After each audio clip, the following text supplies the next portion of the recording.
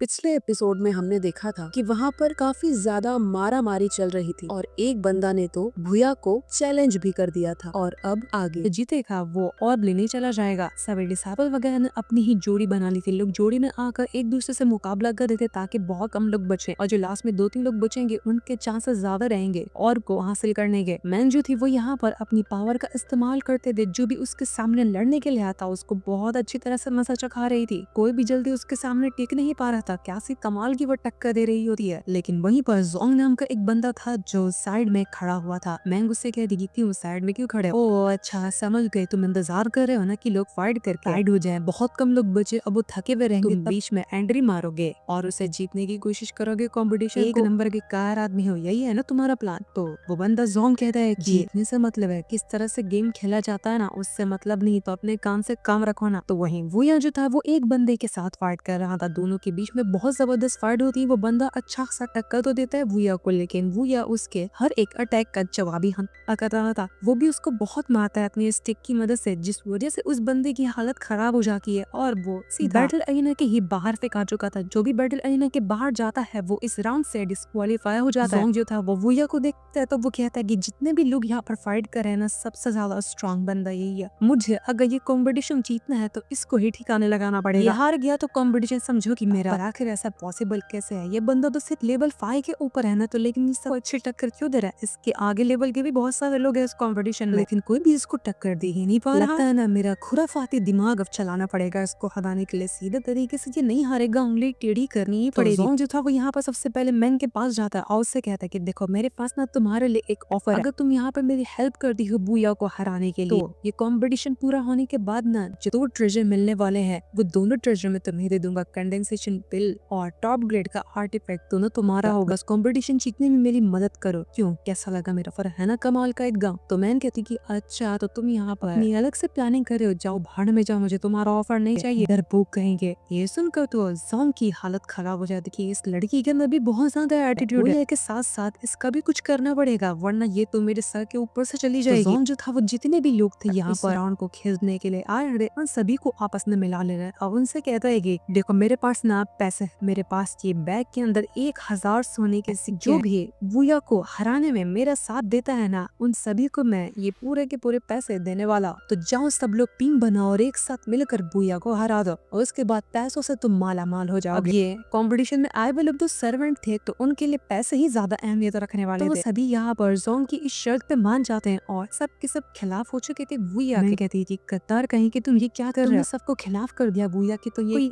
Cheating नहीं हुआ, तुम रूल नहीं तोड़ रहे इसका। तो जोंग कहता है कि पैसे से सबको खरीदा जाता है, चाहूं तो तुम्हें भी खरीद लो, लेकिन तुम बिकने को तैयार नहीं थी। सीतू का जो भाई था और उसके साथ वो जो बंदी थी वो लोग यहाँ पर आपस में बातें कर रहे होते हैं कि जरा देखो तो वुया सिर्फ लेवल 5 पर है, लेकिन फिर भी लोग इससे इतना ज्यादा क्यों डरते हैं? देखो पूरे लोगों ने एक साथ टीम बना ली उससे लड़ने के लिए, लेकिन अब ऐसा नहीं लगता कि वुया इतने लोगों को एक बार में हरा पाएगा। कितने लोग उसके लेवल के हैं, कोई लोग लेवल 7 पे भी है। सबको हराना इतना इजी नहीं होगा। सबसे ज्यादा पावरफुल तो इसमें जोंग ही है। ऐसा लगता है कि वुया की अब यहाँ पर जान जाने वाली है, हारेगा ये कंपटीशन। लेकिन यान ली को तो अभी भी फुल कॉन्फिडेंस था। उसको पता था कि वुया अकेला क्यों ना खड़ रहा है, उसके सामने कितने भी लोग क्यों ना आ जाए, वुया फिर भी ये राउंड जरूर जीत कर दिखाएगा। ऐसे कीड़े मकोड़े उसका कुछ भी बिगाड़ नहीं सकते, चाहे ये लोग कितने भी पैतरे क्यों ना आजमा ले। वुया के सामने टिक पाना इनके लिए नामुमकिन है। सभी लोग वुया से कहते हैं कि देख मार नहीं खाना है, हड्डियां नहीं पकवानी है ना, तो चुपचाप से कंपटीशन से बाहर हो जा, हम तुझे जिंदा छोड़ देंगे। लेकिन वुया कहता है कि तुम्हारे बाप का नौकर दिखता हो गया, एक साथ आना है तो एक साथ आ जा, तुम जितने हो ना उसके डबल भी क्यों ना आ जाए, मैं सबको हराने की काबिलियत रखता हूं। इस वजह से अब सारे के सारे लोग भिड़ चुके थे वुया से और वुया हो गया था बिल्कुल अकेला। वो अकेला, उसके पास सभी लोग एक के बाद एक करते हुए हमला कर रहे थे। सबसे ज्यादा कायर तो जोंग ही था। आगे सब लोग जब अटैक करते तो पीछे से आकर जोंग अटैक किए जा रहा था, वुया को कमजोर कर सके और कायरों की तरह उसके ऊपर हमला करके उसकी जान ले सके। सामने से तो करने में उसकी फट चुकी थी। मार तो बहुत खाता है यहाँ पर, लेकिन फिर भी वो अपनी हिम्मत नहीं हारा था। जोंग यहाँ पर किसी तरह की बहुत पावरफुल फॉर्मेशन को बना लेता है, जिसकी मदद से वो एक बहुत ही खतरनाक स्लैश पे स्लैश अटैक वुया के ऊपर करता जा रहा था। लेकिन जैसे ये अटैक वुया को लगता, बीच में मैंग आकर उसका ये अटैक रोक देती है। वो उससे कहती है कि तुम लोग यहाँ पर अकेले बेचारे वुया को परेशान कर रहे हो और मैं चुपचाप खड़े होकर यहाँ पर देखती हूँ, लोग सब एक साथ हो जाओ, मैं और वुया काफी है तुम सभी को हराने के लिए। इस चीज को देखकर तो जोंग का दिमाग भर चुका। इसी के साथ ये एनिमे खत्म होता है। उम्मीद करता हूँ कि मेरी एक्सप्लेनेशन पसंद आया तो लाइक और सब्सक्राइब कर देना। तो मिलते हैं है अगले एपिसोड में। तब तक के लिए बाय, थैंक फॉर वॉचिंग।